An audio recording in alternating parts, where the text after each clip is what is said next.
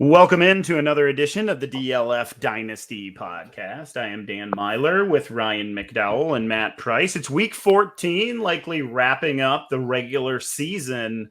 And we're going to cover all of these games in the final regular season week of our fantasy football season. Try to talk a little bit about what to expect in the playoffs, but mostly about what to expect beyond that in the long term. After all, we are a Dynasty show. Ryan, How's week 14 treating you, bud? It's been pretty good. You know, the Lamar injury hurt for sure, but had him on a few teams where I'm already in the playoffs. So that's going to sting a little bit, but yeah, all in all, a good week. Lots of dynasty managers worried about Lamar and what he might not be able to bring to you in the postseason. I'm one of them as well, but honestly, he hasn't been bringing much to the table recently. Anyway, Matt, how about you? How's it going, bud? It's going pretty well. I actually have not looked at any fantasy scores today. Lamar injury, I was just so distraught a little bit. I've so much of him. I mean, not that it really matters that much for this week. I think most of my teams are already either in or out at this point. I don't think I had any play-in games. But like Ryan said, for the next 3 weeks in Superflex leagues, it's definitely concerning. It seems like a swinging door of injuries in and out of dynasty lineups. We get guys like Dalvin Cook and Deebo Samuel back this week, and right away you see Lamar walk off the field early in the early set of games today. So we're all dealing with injuries. I really don't want to hear from anybody, oh yeah, but I dealt with so many injuries, that's why I lost. If you stayed healthy all year long, you're the only one. So let's get into these games.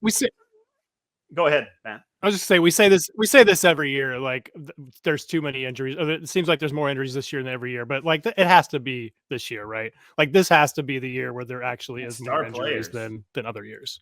Yeah, if you go through the first few rounds of any ADP, whether it be redraft or dynasty, it's hard to find the first guy that really stayed healthy. And we don't want to mention their names, the ones that did, because we don't want to be blamed for jinxing it. Things got kicked off with a bang on Thursday night. The Vikings held on for dear life, 136-28. Dalvin Cook reemerged, 27 carries, 205 yards, and 2 scores. He was awesome. Justin Jefferson was as well, 7 for 79 and a score on 15 targets. He could have scored like 4 touchdowns. It was crazy. Kirk Cousins missed him a couple times. He was out of the back of the end zone, I think, one time. Just big plays that kind of never quite happened. Could have been a much bigger game for him. I think everything we need, if there's one lesson for the Vikings here, it's that if Dalvin Cook is playing, we gotta expect him to get the workload. This has happened 2 or 3 times now where it's kind of questionable going into the weekend or even into Thursday night football. And then we get to the game and he gets 28 touches. He's the guy. So we need to remember that whoever's the number one guy in Minnesota, we need to rely on him like he's the number one player there. So if there's any dynasty takeaways, it has to be on the Pittsburgh side though, Ryan. A big talking point following this game, especially on social media, was Chase Claypool and his, pointing for the first down with the clock running and then having the ball knocked out of his hands, and his comments after the game, which were youthful comments to say the least.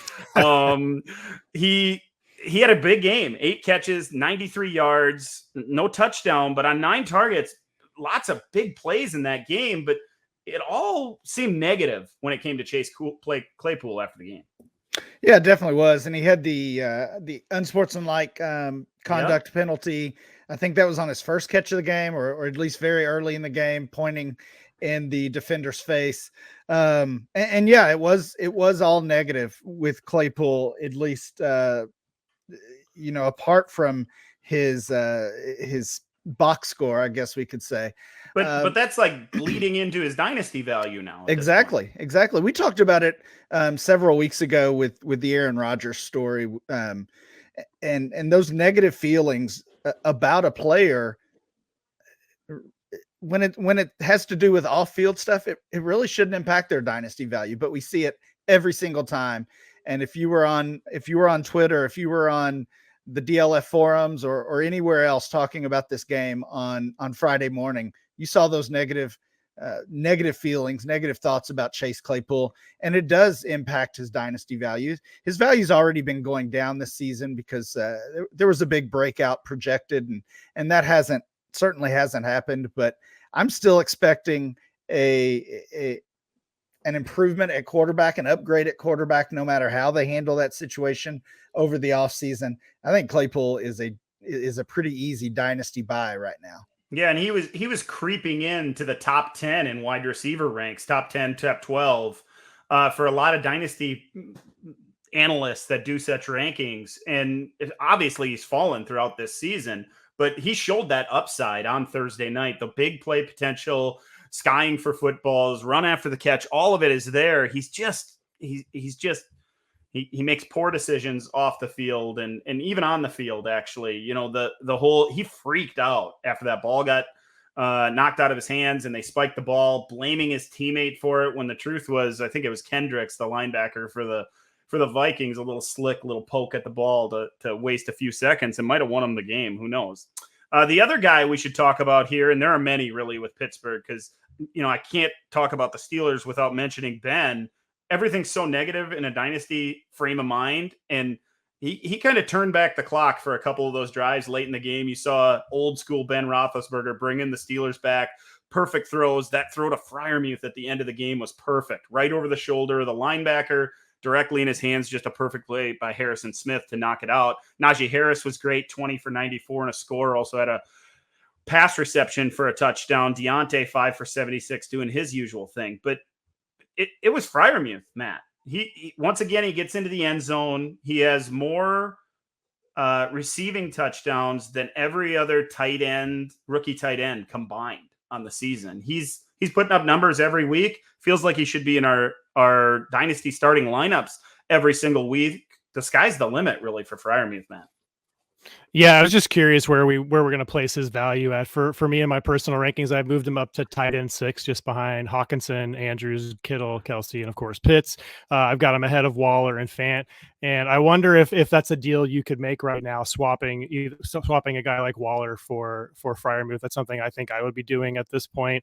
Fant, you might have to add a little bit. I'm not sure. You know, we'll talk about that game later, but we saw Fant today led the team in receiving, but still not really that impressive. And he hasn't really kind of become what we thought he was going to be. So if I can swap one of these other guys that are, you know, just sitting around him based on name value, I think I'm going to go ahead and do that. If we go to the trade finder, there's not a whole lot of useful things in the past few days or so that we can really look at there. But if we go back to the early part of this month, we see some pretty good values. So anything in that late first range, I think is a fine offer, at least for a starting place. I don't know if it gets it done right now, but he's somebody that, despite, you know, it's almost like his value has gone up. So he's certainly not as good of a buy as he was, say, a month or two ago.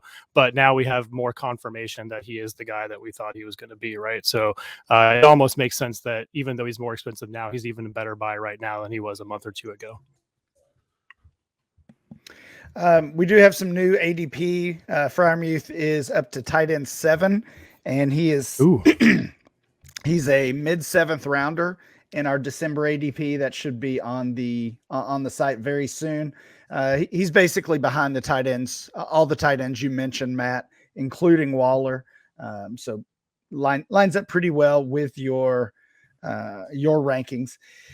You know, I mean, if you're talking about trading a tight end for him, as you were, like, yeah, I'd rather have Freiermuth and Fant or some of the others that you threw out there, but kind of expanding to the other positions and looking at some of the players he's being drafted around, I would almost start to look at Freiermuth as a sell high.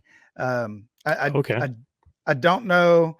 You know, you talk about Pitts and Kelsey and even a guy like Hawkinson.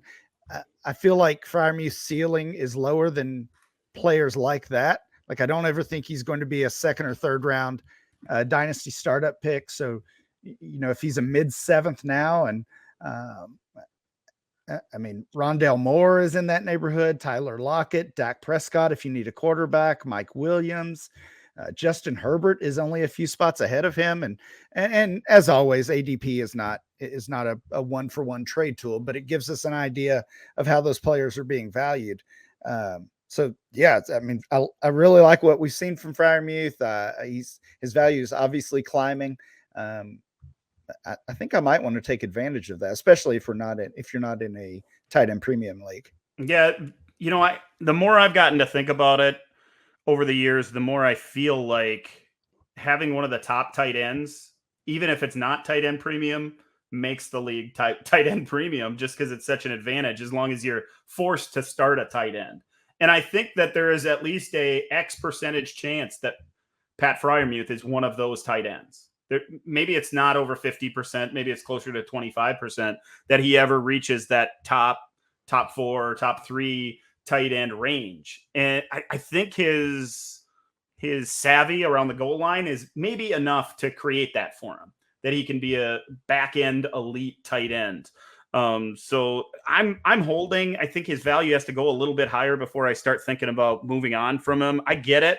Most tight ends, especially tight ends of his skill set, he's not the most athletic guy. He's not going to stretch the seam quite as much as the more athletic guys that you see as the tight end ones overall. But he has enough that I want to hold on to him and see if I can unlock a little bit more upside in the long run, considering he's awfully young.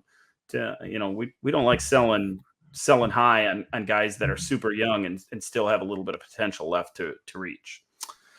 The Falcons beat the Panthers 29-21. It was Cordero Patterson again finding the end zone, 16 carries for 58 yards and caught a couple balls. Matt, you were missing last week, and we talked briefly about Kyle Pitts. I'm sure you heard it. 5 catches, 61 yards on 6 targets. So what do you got for us? I wasn't there to defend Kyle Pitts last year. I felt like he needed somebody to he had no shield opportunity. Yeah. It just seems weird. I mean, it feels like in general the community is disappointed by Pitts. You have the people that were saying he's not worth the first round startup pick. He wasn't worthy of being the 1.01 in rookie drafts. You have those people kind of doing a little bit of victory laps the last several weeks. And I guess it's warranted if we're looking at his week-to-week production so far. But if we scale back and look at what he's actually done this rookie season, he's got 56 receptions on 88 targets for 770 yards in 13 games. That's behind only Kelsey and Andrews. He's averaging just over 59 yards per game, which is 6th in the league this season. Really, the reason why we're disappointed, I think, is only the one touchdown pass reception. If he had up to the 4 to 5 that these top guys have, then we'd be talking about him as the tight end 3 overall this season in his rookie year. And if we want to look back even further and look at a historical aspect, then right now, where he's at right now, he's only behind Charlie from 1973, Keith Jackson from 1988, just Jeremy Shockey from 2002, and of course Mike Ditka had 1,076 yards in his rookie season way back in 1961. So he's still on a historic pace behind, the only one in I guess we could even say that it's the current era is Jeremy Shockey. He's better than all of those guys. He's going to need 76.5 yards per game over his next 4 to break Ditka's records, but he's only going to need 31 yards per game to finish in second all time above Jeremy Shockey. Of course, that'll be in a couple of extra games. Shockey played 15 games in his rookie season. So if Pitts makes the whole way, he'll have a little bit of advantage from that standpoint. But he's been good, you guys, and his value I don't think is really going to decrease. Maybe it's not the 101 overall in a one quarterback startup league, but he's a first round pick in my opinion in startup drafts just based on what he's done, despite the potential despite the week to week production that's been a little bit down here and there. But we also have to, one last thing, we do have to consider also that the one thing that we loved about him was that he's basically a wide receiver playing tight end. That's translated to the NFL defenses as well. We've got guys like Stephon Gilmore and Marcus Lattimore and the best cornerbacks in the league guarding this guy as a rookie. He's clearly the focal point of the offense, with Calvin really not there to take away some of the coverage. Like he's done everything we want him to do. It just hasn't been quite as high as some of the expectations, I think. The other thing we need to mention when defending Pitts is usage as well. Sure, the defense is giving him the star treatment and all those things, but you don't see those fades down near the goal line like you see with other guys his caliber, with his kind of size and leaping ability and all those kind of things. We saw it for so many years with guys like Jimmy Graham and Gronk, and Pitts profiles as one of those types of guys that can go get the football on those high above the rim type throws. And he's not getting that. You keep expecting it. They flex him out And it's almost like Matt Ryan's not willing to throw it, or the coaching staff isn't suggesting that he should, trying to give him those opportunities. We mentioned with Jalen Waddle last week that they haven't unlocked him totally, that they haven't started throwing the deep ball to him. Those red zone opportunities are going to come for Kyle Pitts, and that's going to unlock his upside in the long run. The Browns barely held on against the Lamar Jackson-less Ravens, 24-22. Baker Mayfield threw a couple of touchdowns. Austin Hooper caught one of them. Nick Chubb was pretty much bottled up. I don't know if there's a lot to talk about here, Matt, with the Browns. There's certainly not a lot to get excited about. No, I just wanted to kind of touch on the backfield split with Kareem Hunt back healthy and Chubb back healthy off of the bye here. We saw Chubb get 17 carries to Hunt's only 2.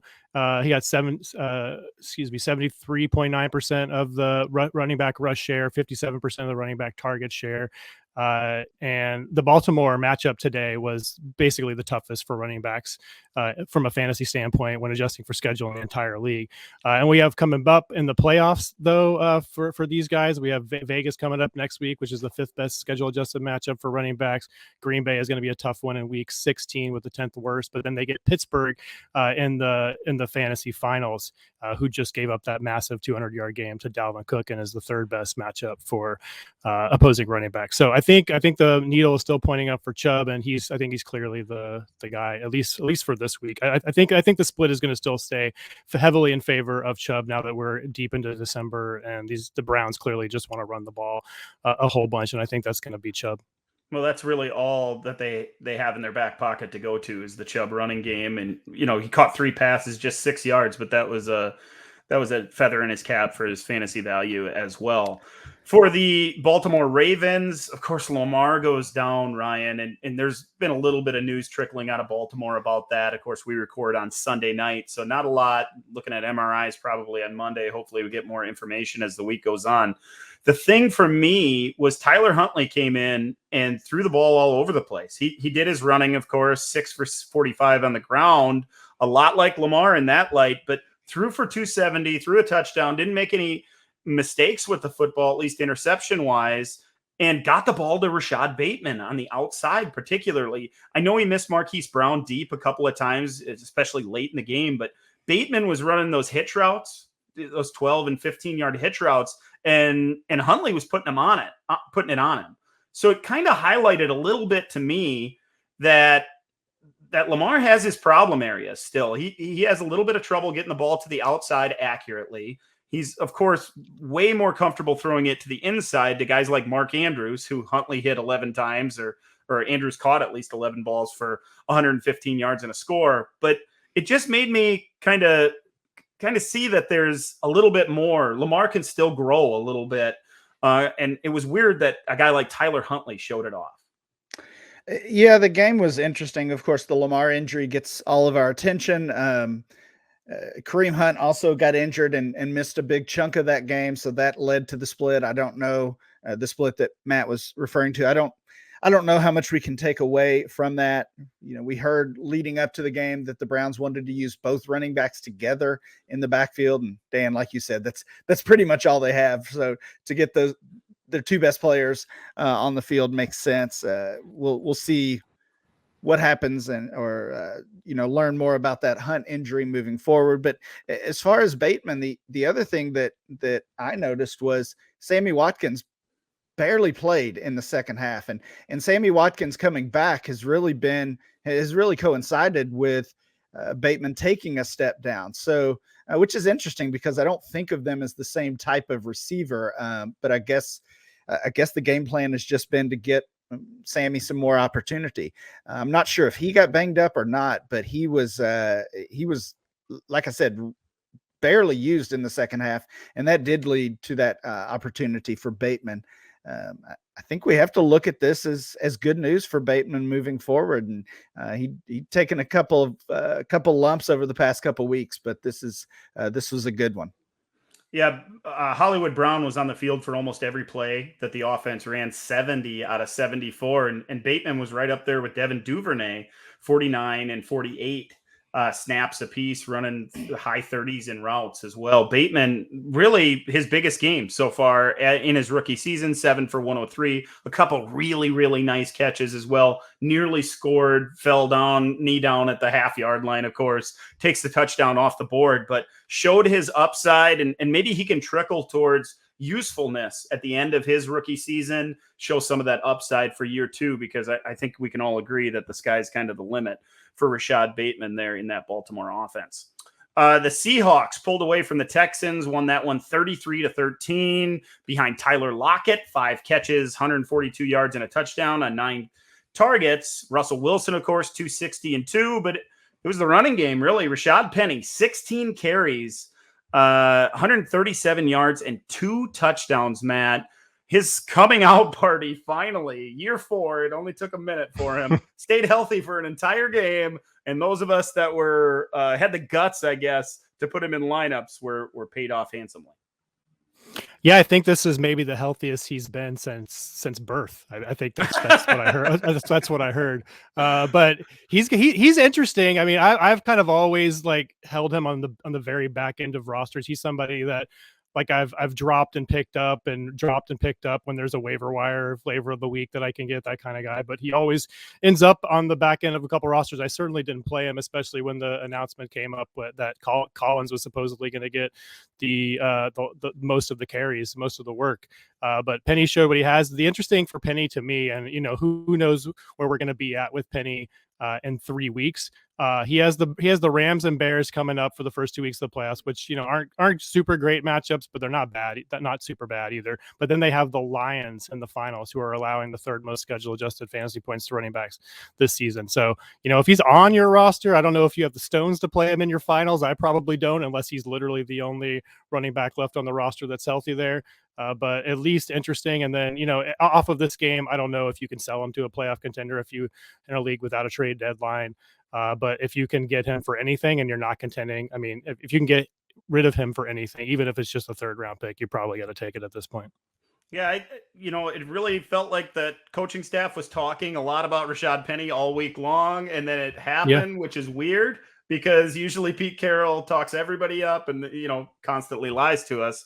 But it really came to fruition in this one. As I said, 16 carries, 137, a couple of big runs in there as well. I know it was the lowly Houston Texans, but I guess nice to see. I've never been a believer, and I picked him up in a couple leagues and played him this week. Did you really? You played him? I played him. I was, backed against a wall. I didn't have any other option. Had to play somebody. Wow. And ended up going with Rashad Penny. So for the rest of these Seahawks, I mentioned Russell Wilson's stat line, Ryan. All week, it feels like the talking heads have been talking about a potential trade and, what we've been talking about for it feels like forever with Russell Wilson. But, I wanted to get your thoughts on it because he's still signed for a couple more years. He still has the no trade clause and all those things. And Schneider, the GM there who drafted him and loves him, he's there for the long haul as well. Personally, I don't see it happening. I don't think they're going to let Russell Wilson walk out those doors. What are your thoughts? I didn't. I felt that way last year, and we, you mentioned that we've heard it a long time. It's been almost a full year now that we've been hearing these trade rumors, and when it first popped up, I agreed with you. I didn't think there was any way. I'm kind of leaning the other side this time. I do think ultimately. He is traded and they move on. We've talked about this team needing a rebuild from top to bottom. And I think that's going to be part of it. Moving on from their franchise quarterback. The report this past week was that he would waive that no trade clause for a trade to the Giants, the Saints, or the Broncos. Certainly 3 interesting teams there as, at least a couple of those don't necessarily look like perennial playoff contenders, but they all do have some quarterback questions moving forward. So I'm sure Russ would be open to other teams as well, perhaps. So I don't know. This is just going to be a big story to watch. You said at the top we were kind of taking a peek ahead to the off season as well as many Dynasty players' season is ending today. Yeah, they are. Unfortunately, the reason I hesitate with the whole Russell Wilson trade scenarios and everything like that is, I know they gave up the draft picks to get Jamal Adams and, multiple first round picks, and many Seahawks fans even are thinking get some of that draft capital back. But the draft history in Seattle of late has not been great. We mentioned Rashad Penny. Rashad Penny, a bust. He was a first round pick. So if you trade Russell Wilson for a couple of Rashad Pennies or Jordan Brooks, their latest in 2020, their first round pick, then that doesn't turn out very good. When you have a quarterback in your building, you got to hold on to him. And so I have a hard time believing it's going to happen. What happens if, let's say, Carroll does move on, or he gets maybe I don't know if he's going to get fired or not, but like I think there's been some rumors that he might move on, and we have a brand new coaching staff in there. Like, do you think they're going to want to start from scratch with a new quarterback, or are they going to want to have Wilson? To me, it feels like they're going to want to have Wilson and not going to want to move on from him. Mm-hmm. Yeah, it feels like it to me as well. They are now 5-8, I believe. That the message all week, of course, all the Tyler Lockett hype in the locker room, that all happened, and they feel like they're still part of the conversation for the postseason. I know that doesn't seem like it for dynasty players or fans or anything, but the bottom of that, the NFC is full of teams that don't look like they belong in the conversation for the playoffs. So you never know. Crazier things have happened in Seattle. They're a perennial playoff team, so they're going to knock some people off down the stretch, and maybe that talks Russ into wanting to stay. The Chiefs blew out the Raiders 48-9 on Sunday. Patrick Mahomes threw a couple of touchdown passes. Clyde Edwards-Helaire added a couple on the ground. Ryan, Hunter Renfrow is the story here. 13 catches for 117 yards and a touchdown. Going to end up as a wide receiver 1 on the week. It seems like every single week you look at the top 24 wide receivers, Hunter Renfrow's name is among them. One of the best slot receivers in the league, and really one of the only weapons that the Las Vegas Raiders can use week in and week out. Yeah, it's definitely been a fun ride over the past few weeks with Hunter Renfrow. 5 wide receiver 1 games over the past 6 weeks for him. Only 3 wide receivers have more than that on the entire season. So just not something, even with the Ruggs situation and him being off the team, even with Darren Waller being injured the past couple games. I don't think this is anything, even the strongest Renfrow supporters necessarily saw coming. It has resulted in an ADP increase, of course, for him. Our December ADP his new number is 98 overall. That makes him the wide receiver 44. Both of those are new high marks, up from just a couple months ago, as he was the 109th overall player and the wide receiver 53. So the value, and Matt likes to check the trade finder, it's just not really there. So I mean, if you think Hunter Renfrow and your first thought is sell high, it's probably not going to work. I mean, he's being acquired for a second rounder. He's being treated as a throw-in in other larger deals. So at this point, if you've got him, you might as well hold him. And I'm just wondering when we start respecting this guy. I think if you're a contender, you buy him for a late second. I think if you're anybody, you buy him for a second. Yeah, sure. If you're anybody, I mean, I think some of the excuses that have been made is that it's because he's had his biggest games with Darren Waller out of the lineup, and that's true. He did have his only 100-yard game other than today, so he's had 200-yard games with Waller outside of the lineup. But he's also had a game with him in the lineup that way. He's also had multiple 9-target games with Waller in the lineup. So I don't think it's only Waller missing time that's unlocking Renfrow. He's been doing, most of this all year long. He's had a decent floor basically since week 1, really, and then has had these spike games with Waller out. 3 straight games of 9+ targets, 3 straight games over 100 yards, 3 straight games in the top 20 among wide receivers in PPR leagues. He is a guy you want in your lineup. Brian, you and I talked Sunday morning about setting lineups, and we're talking about the bottom couple guys, and Renfrow was a name that came up, and we both at the same time said, well, he's a lock. We have to leave him in our lineup. He should be that every single week. I think too many dynasty managers, when they look at Hunter Renfrow, they see Cole Beasley. They should look at Hunter Renfrow and see Julian Edelman and a guy that's going to catch over 100 passes and be near 1,100 yards and a half a dozen touchdowns. That's that's the pace he's on right now. And you don't see Beasley really being used downfield that often, and that's not the case with Renfrow. Renfrow gets mixed in that way. Yep. Yes, exactly. Yep. A lot of the way that Julian Edelman and those Patriots slot receivers, Wes Welker as well, have done over the years. Renfrow is exactly that out there in Las Vegas. So not a lot else to talk about in that game, at least from Las Vegas. For the Chiefs, they did it with defense once again. I don't think we can look at the Chiefs and think we could score fantasy points against them anymore. And their offense really didn't have to. We were lucky to get what we got from Mahomes. Tyreek just 4 for 76, and Travis Kelce with second straight slow game, really 3 catches for 27 yards. The Saints battled the Jets and they won 30-9. Alvin Kamara came back.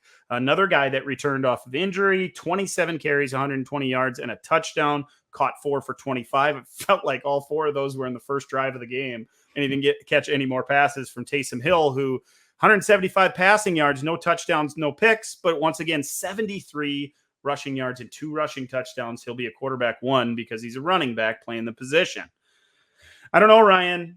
Heavy workload for Alvin Kamara. Of course, no Mark Ingram, so they relied on him. Yeah, I think this is the 3rd episode this season where we've talked about Alvin Kamara setting a new career high in rush attempts. That's what he did in this game. The 27 carries he had is the most he's ever had in a game. I'm not taking much away from that because, as you mentioned, Mark Ingram was not in the lineup. We expect him back in the coming weeks, and that leaves me with some concerns about Kamara in the fantasy playoffs. We're going to have Taysom Hill sniping the short stuff. We're going to have Mark Ingram seeing some targets and some carries as well. And I don't know if the volume is going to be there, even as bad as this team is top to bottom, for Kamara to be that league winner that he was last year. I think that the positive here, though, I mean, you can say it's only 5 targets. It's not like, double-digit targets like we see Kamara get sometimes. But 5 targets, I think, is pretty good. And I think we can stop with the Taysom Hill is not going to throw to running backs discussion. Maybe that gets split up with Ingram, too. But he's definitely involved. And that, that's probably a product of that, Nick Vannett is the leading receiver today. And that's really why he's getting those targets. But I think that's the positive we can take away from this. And he's going to be fine, I think, in the playoffs. But unless he gets that 6 touchdowns like he did in the finals last season. But otherwise, I agree with you. Probably not a quote-unquote always a threat for multiple touchdowns to create that value. Always a threat to catch 7 or 8 or 9 catches if the game script works in his favor that way. I think what you guys are saying is don't expect 31 just touches. A little scarier. That's just not his MO. Speaking of MOs, the Jets' MO has been losing really and really poor quarterback play. And Zach Wilson put some of that on film on Sunday, 202 yards. Didn't turn the ball over, 33 rushing yards. But once again, inaccuracy was the problem, Matt. Yeah, under 50% passing against the Saints pass funnel defense, who coming into this week was the best schedule adjusted fantasy matchup for opposing quarterbacks, and they're also allowing the 10th most passing yards per game on the season. So I just feel like if Wilson can't do it against this team, then we've got a long road to him becoming fantasy relevant. He's not dead. It's his rookie season, so say what you want about that, but maybe it's a buy point. I don't know. I'm probably not doing that. I don't have the confidence in him, but that might stem back for some, confirmation bias from how I felt about him in the pre-draft process. But I just think he's bad. Do you guys disagree? Is he a buy for you? He's not a buy for me, but he's not a sell. You're not going to sell him because you can't. I just don't think you can get much for him, even in those super flex leagues. But you look at the Jets roster, and obviously this is a rebuild, a complete rebuild, even with the weapons that they added, the offensive pieces. They drafted, along with Wilson, they drafted Elijah Moore, they draft Michael Carter. Both of those guys are now on the injured reserve. They signed Corey Davis. He's on the injured reserve. Wilson's been bad all year. This is not trying to excuse his play. I just don't know how much we should take away from late season Zach Wilson. I wrote about Zach Wilson in the rookie report card in week 13, And I studied a lot of what he has done so far this year. And the knock, of course, coming out of college were those inaccuracies. He misses low to the outside. He misses high over the middle, and that turns into interceptions at the NFL level that maybe wouldn't have happened at the college level because, safeties are so much more talented and all those things. All the positives are there though, and he's shown them. There are flashes of brilliance. He can feather a ball over a linebacker and all the arm strength to make all the throws, as they say. And he needs. I think I finished the article by saying he needs to have a Josh Allen type resurrection as far as his accuracy goes. He needs to take that kind of step. And Allen still isn't the most accurate player in the league, quarterback in the league, but he has made huge strides in that department. He can hit a slant pretty regularly, and he can put it on a player, especially deep. If Zach Wilson can do those, the athleticism that he has shown so far and the ability to throw on the run and put so much mustard on his throws, there's a NFL starting quarterback inside there and potentially even a big playmaker for dynasty managers. You guys said you wouldn't be buying. The price has fallen outside of the first round in Superflex leagues. He's being valued almost as low as a backup quarterback or a high-end backup quarterback. That feels like a place to buy for me because of what you mentioned. The lack of weapons on the team, the lack of offensive line play. I liked Wilson coming out of college. I still like him now, and I still think he has all that potential. I don't mind that the price is getting quite a bit lower. The Titans blanked the Jaguars 20-0. Tannehill had a rushing touchdown, so that's good. Deonta Foreman, if you were forced to play him, he scored. So I guess that's okay. If you played anybody else, you're disappointed. Trevor Lawrence threw 4 picks. Speaking of rookie quarterbacks that are struggling, Marvin Jones Jr. was a highlight for the Jaguars. 4 catches for 70 yards. Guys, we got to talk about Trevor Lawrence because it's a problem at this point. And the expectations were certainly high. There's a lot of questions about the coaching staff. There's certainly questions about the weapons that he has as well and that offensive line. But Ryan, there are very few positives throughout his rookie season. We're not seeing the steps that we expected to see. I maybe was looking at Lawrence through rose-colored glasses a couple of weeks ago when I said baby steps. He's made a few throws here and there, but there's just not enough of that right now in Jacksonville. I don't think there are any positives, honestly, to take away. The one positive that could come, hopefully, in the next few weeks is that Urban Meyer is fired. That would be a positive for Trevor Lawrence, for James Robinson, for the entire team, in my opinion. Entire league. It's true. It's true. Humanity. But I mean, Lawrence, and we expected this team to be a losing team. That's no surprise. But they bring in Marvin Jones. They draft ETN. I mean, of course, we know how that went with the injury, but I mean, that was probably a questionable pick to begin with. Essentially, they surround him with some playmakers, and it just hasn't mattered. They've been down in basically every game, every week, and setting him up for volume offense, volume numbers. That hasn't panned out. He showed in college that he could run the ball and be an asset that way. He hasn't done that. So I see no positives with Trevor Lawrence's rookie season, and it's a little scary. And I mean, we heard the reports on Sunday morning that the Khan family and the ownership was planning on keeping Urban Meyer around.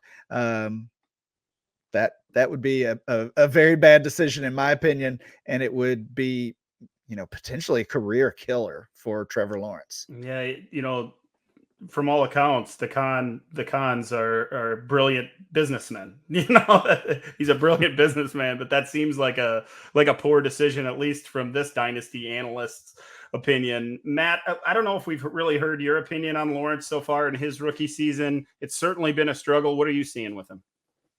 I'm just not really taking a whole lot away from this rookie season. Like you guys have mentioned, it's just, I just don't know what we haven't seen him put in any advantageous situations.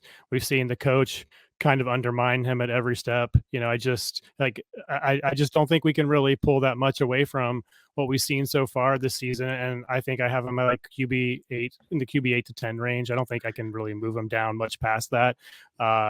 So, I mean, I think if you have him, you hold. You're probably not selling unless you get a king's ransom, and I don't think you're getting that right now. So, I mean, whatever team has him, I think they're probably staying on that team this offseason.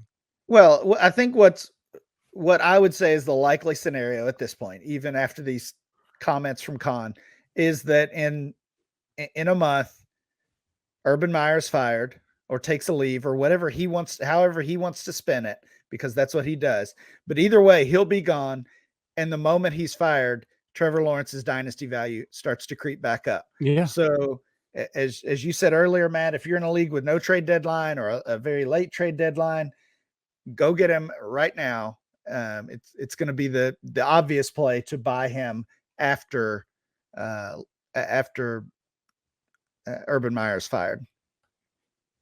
It's just it's tough with there's not any are we excited about any of the rookie quarterbacks? Obviously, I haven't gotten into it yet. Speaking of 2022 rookies, I haven't really gotten into it deeply, but it seems like there's not any. So the capital that would be spent on one of those quarterbacks coming in, the excitement for those quarterbacks, it probably isn't going to be there. So that's gonna lead me to think that the people that do have Lawrence and in good draft years with good quarterbacks, maybe 2023, if we had fast forwarded a year, that might get them to move off of a player like Lawrence for that new thing.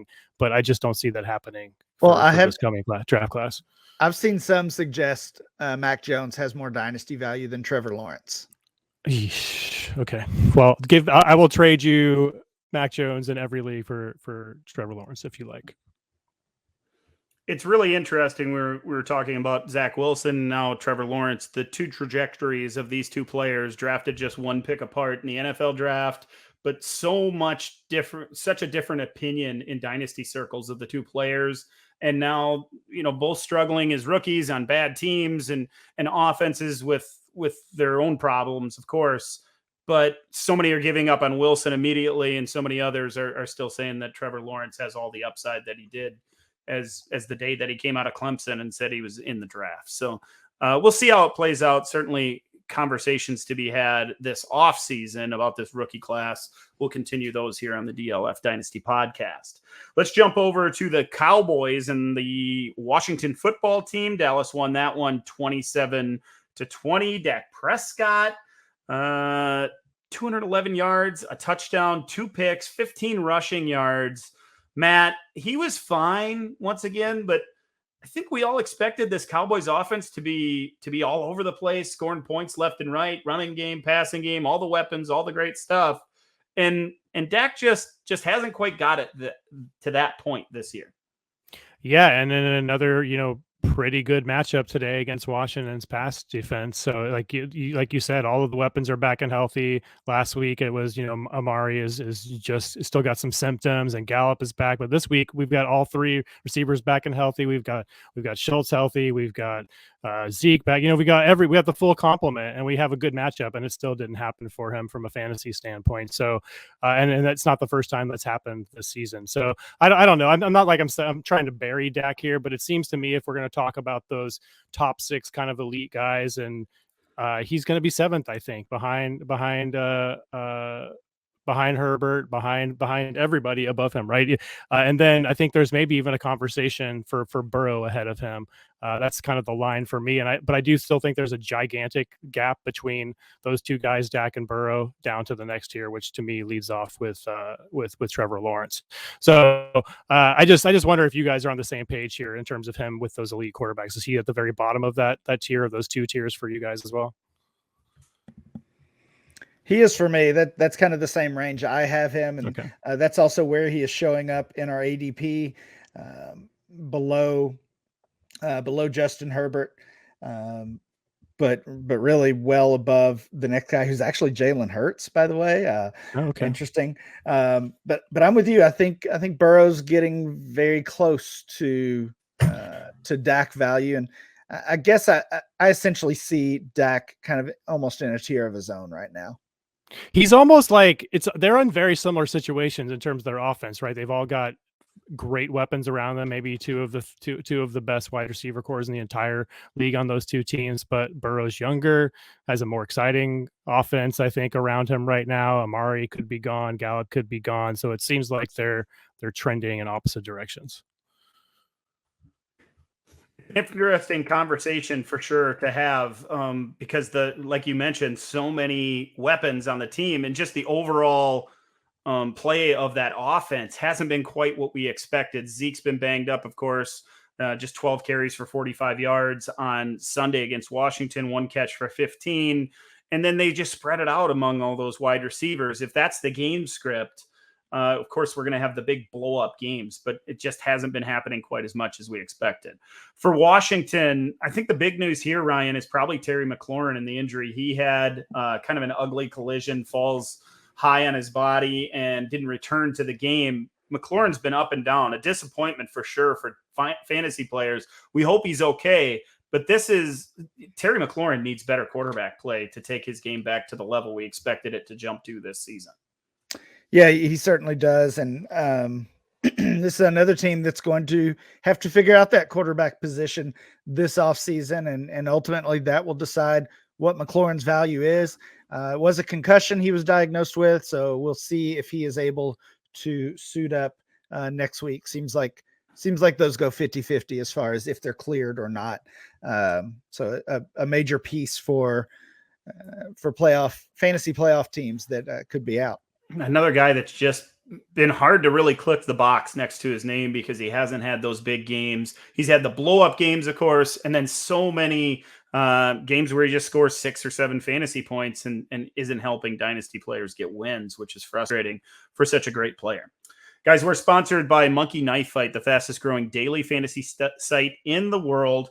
Instead of spending your time building elaborate salary cap rosters or competing against professional players, you can explore unique, fun, easy-to-play games like More or Less, Knockout Kings, Eagle Eye, Goal Rush, or Touchdown Dance. Play any of the major sports such as the NFL, NBA, NHL, and MLB, as well as UFC, NASCAR, golf, soccer, and various college sports without competing against those sharks. Right now, you can open a new Monkey Knife Fight account, make an initial deposit, and get a full year of DLF Premium for free. On top of that, if you use the promo code DLF, Monkey Knife Fight will match that deposit 100%, doubling your initial funds. Simply log on to dynastyleaguefootball.com, click the image for Monkey Knife Fight, and follow the instructions to get started today. The Broncos wiped the slate with the Lions 38-10. Javonte Williams had another very productive afternoon, 15 carries, 73 yards and a touchdown, 1 catch for 10 yards and a score as well. But Melvin Gordon, Matt, he was productive once again in his return, 24 carries, 111 yards and 2 touchdowns. Yeah, after Javonte's massive game last week, I think it was kind of out there that, this is Williams' show. And I think for those of us paying attention, we could see that Gordon, if he's healthy, he's going to come back to that same role. And that's kind of what happened. And they have a good set of matchups down the stretch here. I think if you're a contending team looking for some running back production, this kind of split has continued to happen. Maybe it's closer to 50-50. Today it was definitely slanted in Gordon's favor. But a late second for to play Cincinnati, which is the 8th best matchup for running backs. Las Vegas in week 16 is the 5th best, and then the Chargers in week 17 are the 11th best. So you could do a lot worse, I think, with your late second if you need some running back punch for the playoffs here. And if you're not contending, I think getting Gordon off your roster for a second round pick is a pretty attractive thing to do as well. Matt Price plays in a lot of leagues without a trade deadline. Clearly, I do actually.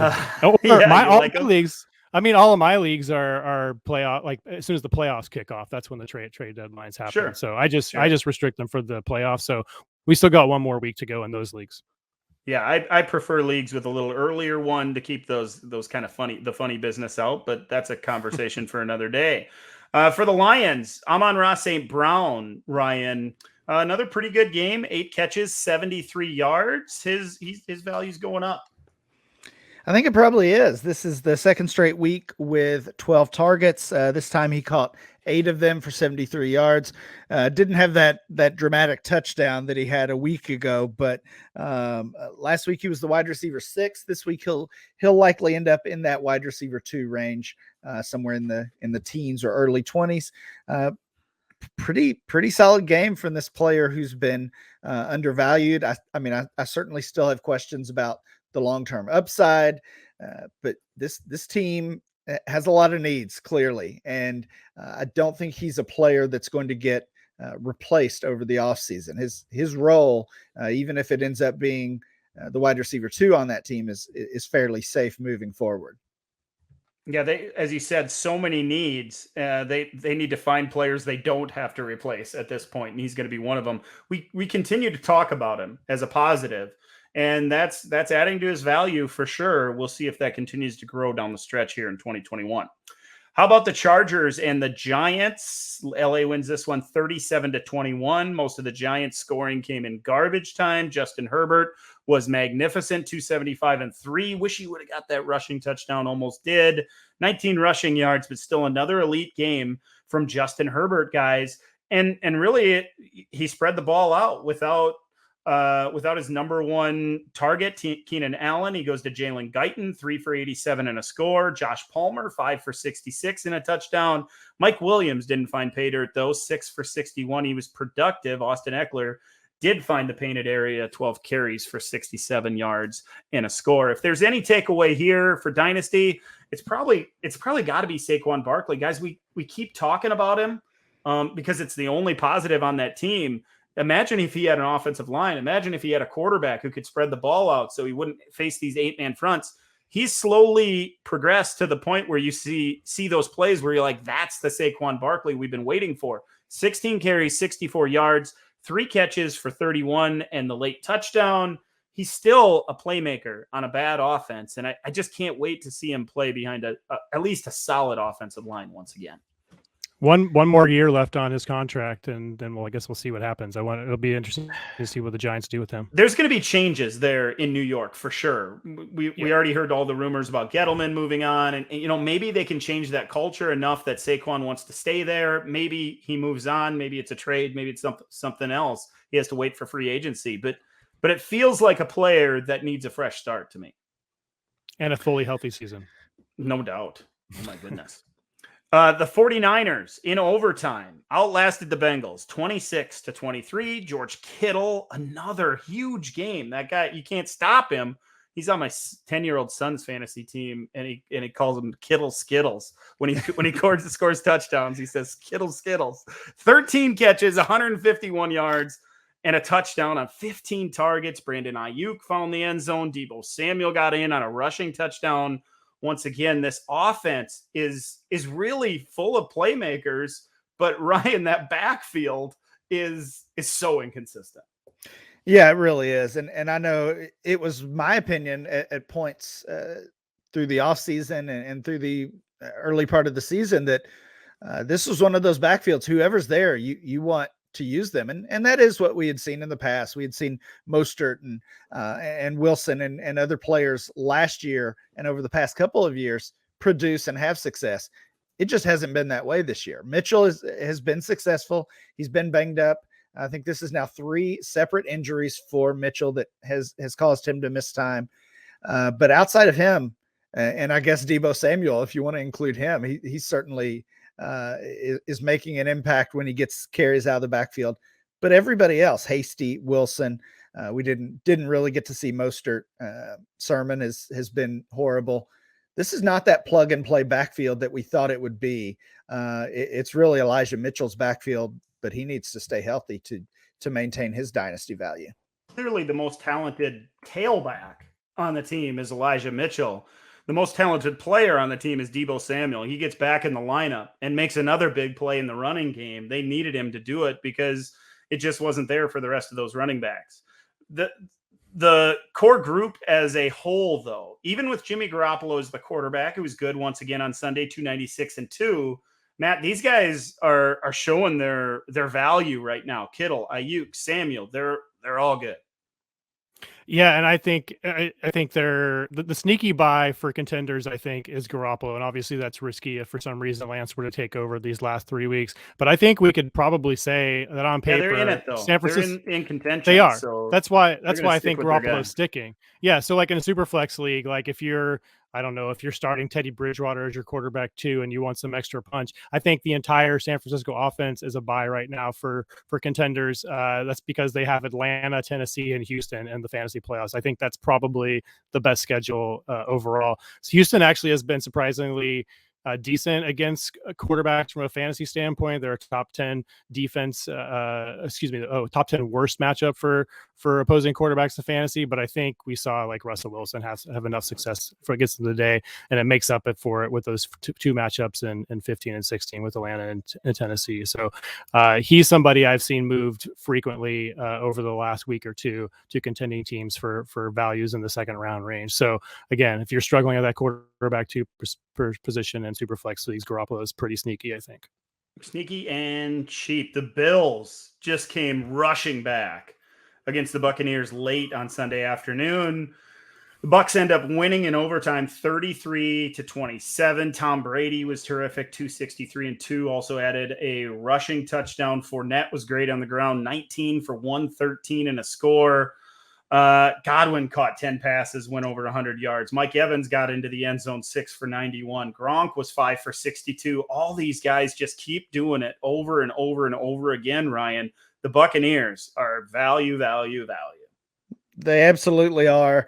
I mean, Godwin, Evans, they're going to be expensive. If you don't have them on your team right now, it's probably too late for that, at least for the playoff run. But Leonard Fournette and Gronk are going to be league winners. They just keep doing it every single week. Obviously, we're seeing their value, even when you think long-term dynasty, we're seeing their value increase, but not as much as it should.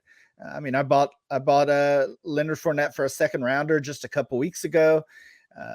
It's all about finding that matchup where the team in your league has one of these guys and is not contending. But if you match up in that way, and again, you still trades are still allowed in your league, these are obvious moves. Yeah, and the nice thing is they both provide long-term or at least next year value. Fournette, of course, a free agent. We'll see what happens if Gronk returns, and when Gronk returns to Tampa Bay, we should expect him to continue as long as he's healthy to put up numbers.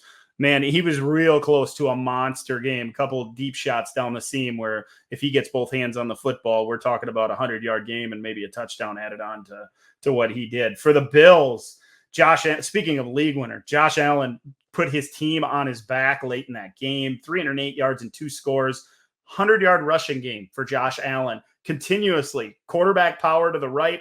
They handed the football to a running back 7 times and did not do it until the second half of the game because they couldn't. They were behind the whole time. And Josh Allen just said, I'll play running back too. 12 carries, 109 yards and a score. Diggs got 7 for 74. Cole Beasley, 9 for 64. Dawson Knox found the end zone, 7 for 60. Even Gabriel Davis with a second straight game with a touchdown, 5 for 43. Guys, Gabriel Davis, his value going forward, it seems like he was kind of pressed down by Emmanuel Sanders early in the season. And now Davis getting a few more snaps, more opportunities for sure. 8 targets on Sunday, Ryan. Gabriel Davis, long-term, how do you feel about him? Certainly bouncing back. I think we gave up on him and a little bit. I include myself in that. Gave up on him a little too quickly. He was really one of those trendy players to talk about. We saw his value rise over the offseason.